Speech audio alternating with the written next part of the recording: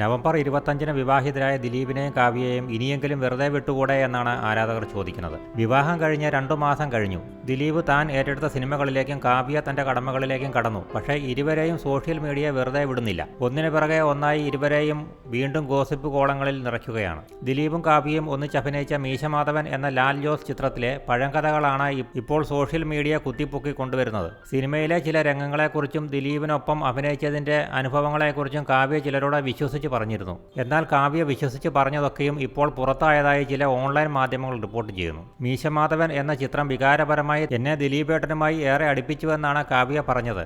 മീശമാധവന്റെ ലൊക്കേഷനിൽ പ്രവർത്തിച്ചവർ ചിലർ ഇത് ശരിവെക്കുകയും ചെയ്തിരുന്നു. 2002-ലാണ് മീശമാധവൻ തിയേറ്ററുകളിൽ പ്രദർശനത്തിനെത്തിയത്. ചിത്രത്തിൽ ദിലീപ് കാവ്യയുടെ അരഞ്ഞാണം മോഷ്ടിക്കുന്ന ഒരു രംഗമുണ്ട്. ദിലീപ് കാവ്യ ആരാധകരിൽ ചിലർക്ക് അക്കാലത്ത് സ്വീകരിക്കാൻ ഒരു മടി തോന്നിയ രംഗം കൂടിയായിരുന്നു അത്. ആരാധകർക്ക് അത്ര പിടിക്കാത്ത ആ രംഗത്തിൽ പ്രേക്ഷകരിൽ പലരും ദിലീപിനെയും കാവ്യയെയും വെച്ച് ഗോസിപ്പുകൾ പടച്ചുവിട്ടിരുന്നു.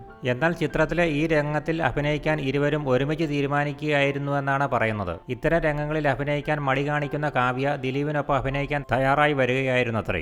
മീശമാധവന് ശേഷമാണ് ദിലീപുമായി താൻ ഏറെ അടുത്തു പോയതെന്ന് വിവാഹത്തിന് ശേഷം കാവ്യ തന്റെ സുഹൃത്തുക്കളോട് പറഞ്ഞിരുന്നുവത്രേ. ആ സമയത്ത് ചിത്രത്തിന്റെ ലൊക്കേഷനിൽ ഉണ്ടായിരുന്നവരിൽ പലരും പിന്നീട് അത് ശരിവെക്കുകയും ചെയ്തു. 5-ൽ കൂടുതൽ പ്രാവശ്യം ദിലീപും കാവ്യയും ഈ രംഗത്തിന് വേണ്ടി റിഹേഴ്സൽ എടുത്തിരുന്നു. ചിത്രത്തിലെ പല രംഗങ്ങൾക്ക് വേണ്ടിയും ദിലീപും കാവ്യയും മാത്രം ഇരുന്ന് ചർച്ച ചെയ്തിരുന്നതായും പ്രചരിക്കുന്ന വാർത്തകളിലുണ്ട്. മാധവൻ എന്ന പേര് തിരഞ്ഞെടുത്തത് ദിലീപ് ആയിരുന്നു അത്രേ. ഈ സിനിമയോടുകൂടിയാണ് ഇരുവരും കൂടുതൽ അടുത്തതെന്നാണ് ഗോസിപ്പുകളിൽ പരക്കുന്നത്.